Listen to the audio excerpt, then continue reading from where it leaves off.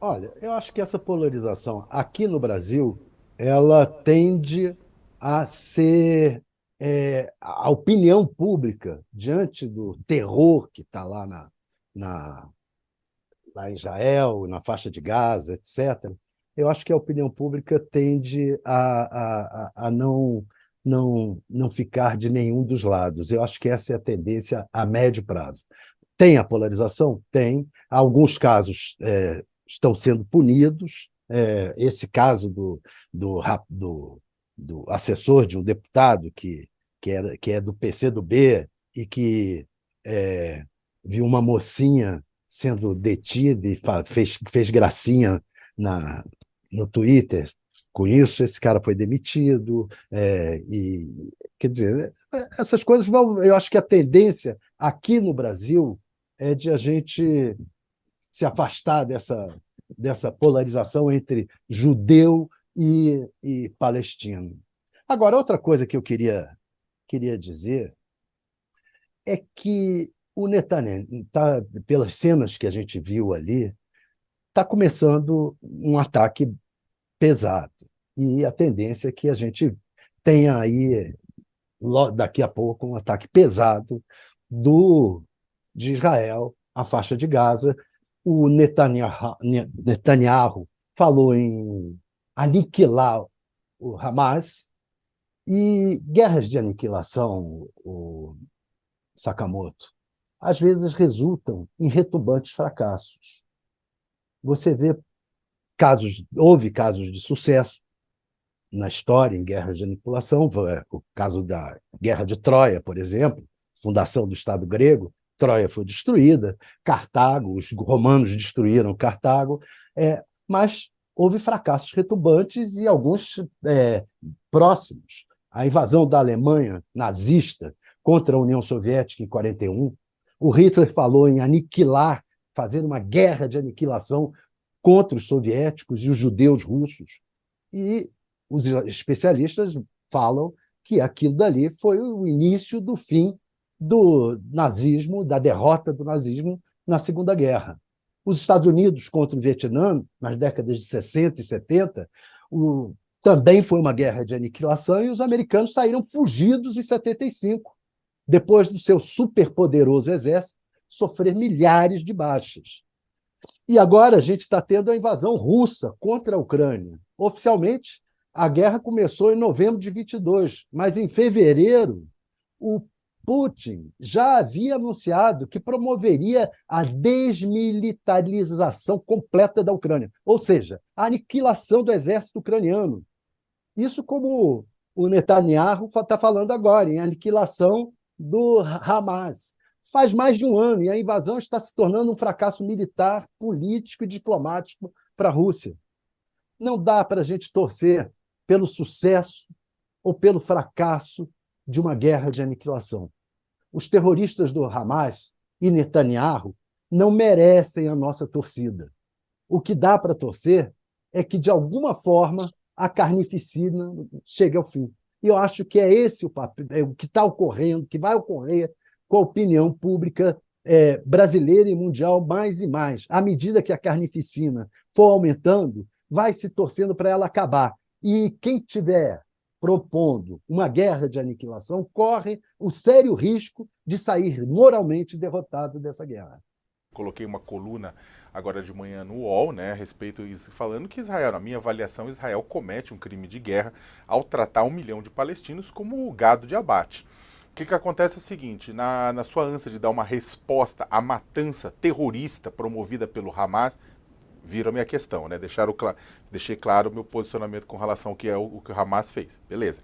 O que acontece no Estado de Israel? O Estado de Israel comete um crime de guerra ao ordenar que metade da população da faixa de Gaza, mais de 1 milhão de pessoas, se desloque da parte norte para a parte sul em 24 horas. Por quê? Porque eles vão chegando, porque eles vão atacar, porque eles vão invadir.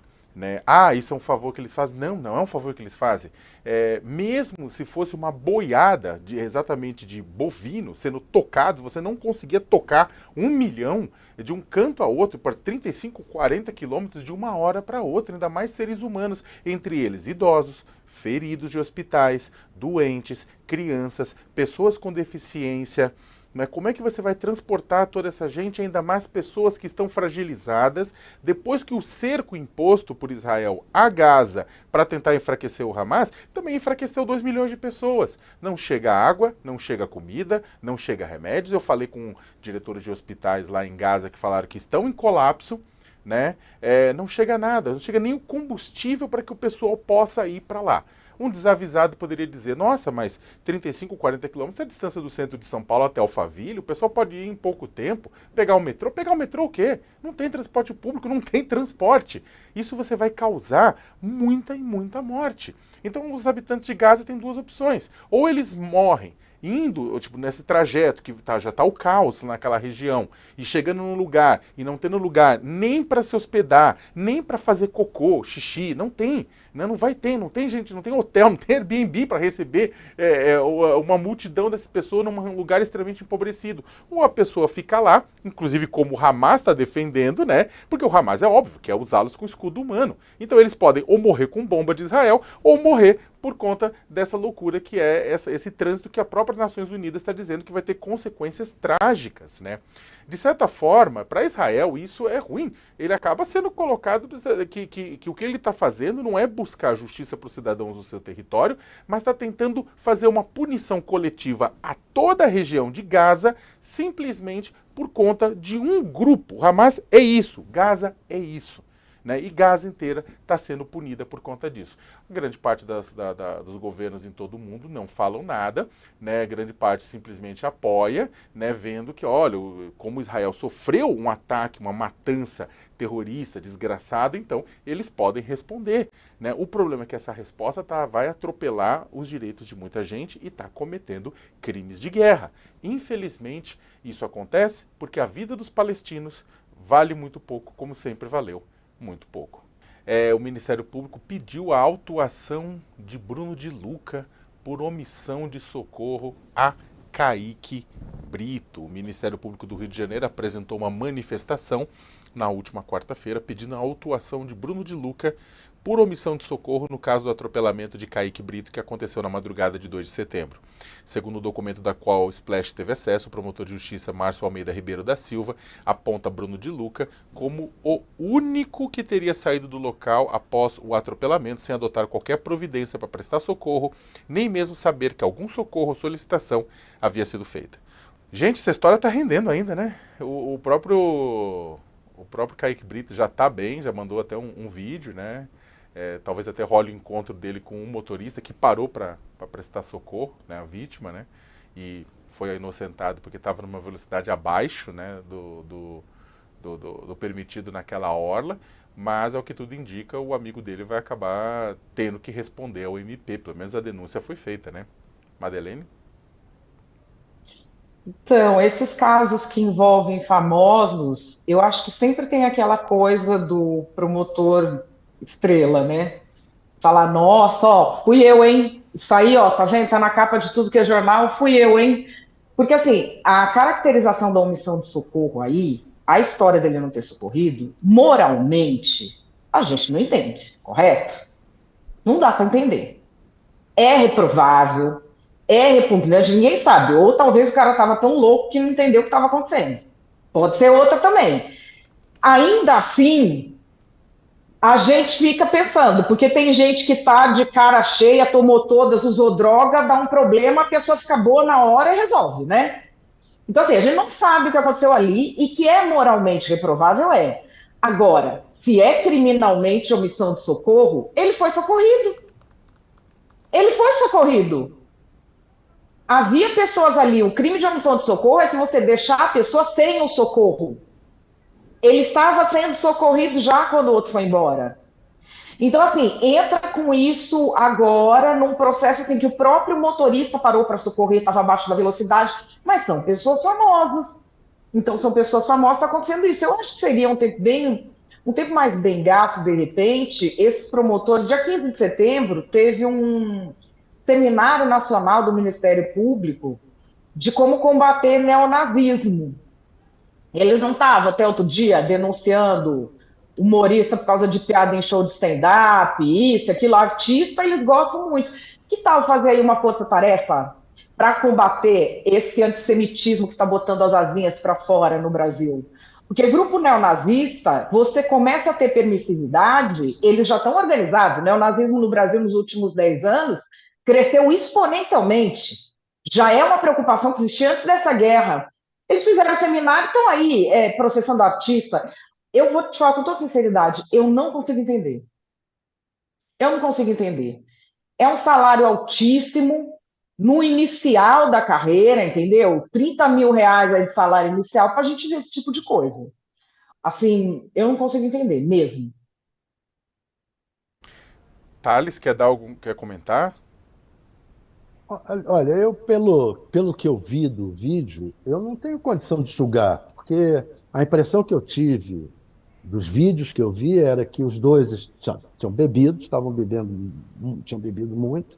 É, ele, o ator lá saiu correndo pela rua e acabou atropelado, e o outro, não se, a impressão que eu tive é que ele não tinha nem visto direito a coisa e saiu, Uhum. mas pode ser que a minha impressão esteja errada também. Então, eu realmente não. É o tipo do caso que para mim não dá para julgar, e eu acho que esse promotor, eu concordo com a Madeleine, esse promotor tá, é, se criando em cima de pessoas famosas, não sei se é o caso.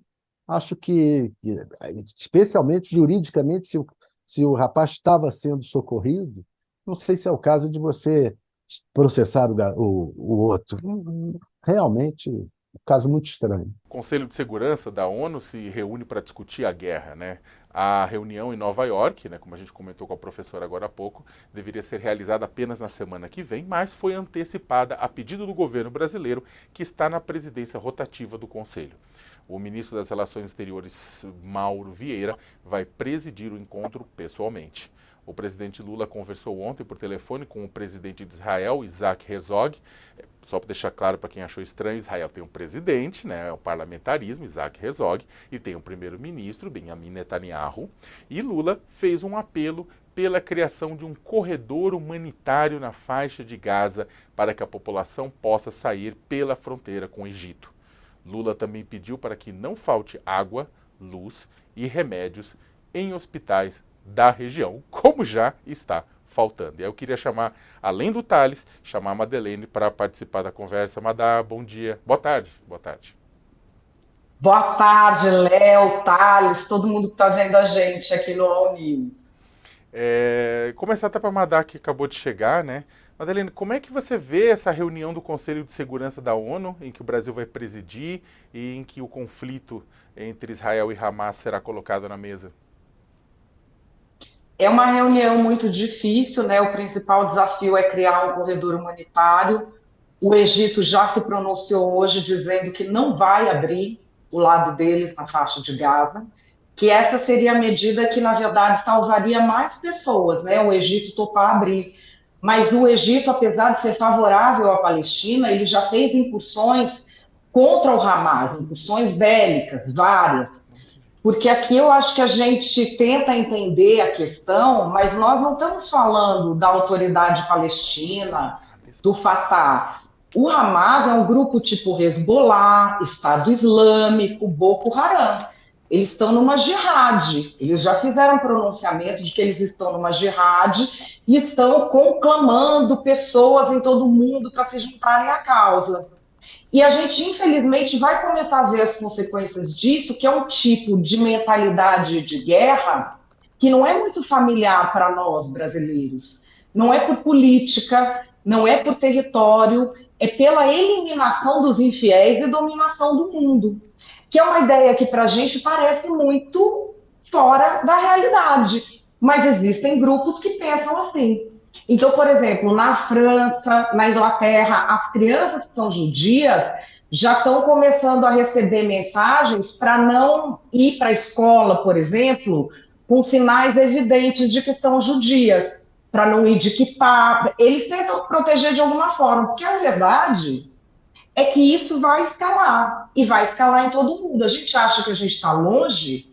O bambambam bam, bam do Hezbollah na América Latina foi preso pela nossa Polícia Federal em 2018, na Tríplice Fronteira, a pedido da Justiça Paraguaia. Esse pessoal vem lavar dinheiro e fazer tráfico de drogas na América Latina para usar o dinheiro para comprar armas para a jihad deles. São grupos assim que a gente não consegue entender a atuação. Por exemplo, por que o Hamas matou tantos militantes pró-Palestina? Isso está no New York Times. Porque não importa se você é pró-Palestina, você é um infiel, você vai ser assassinado.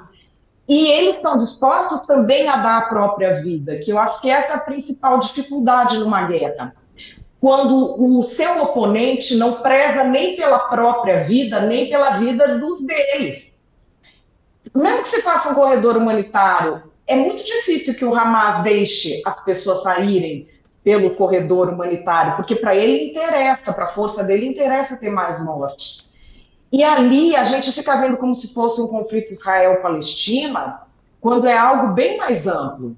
O Hamas é uma milícia terrorista financiada e armada pelo Irã, que toca fogo ali, deixa o apocalipse acontecer e está só esperando o resultado. E é uma força que a gente não sabe se completou o programa nuclear ou não. Então, assim, nós estamos diante de uma situação que é muito delicada, que para você entender de forma geopolítica ela é muito difícil, e que, mais uma vez, como em toda guerra, quem paga o pato são os civis. Qual?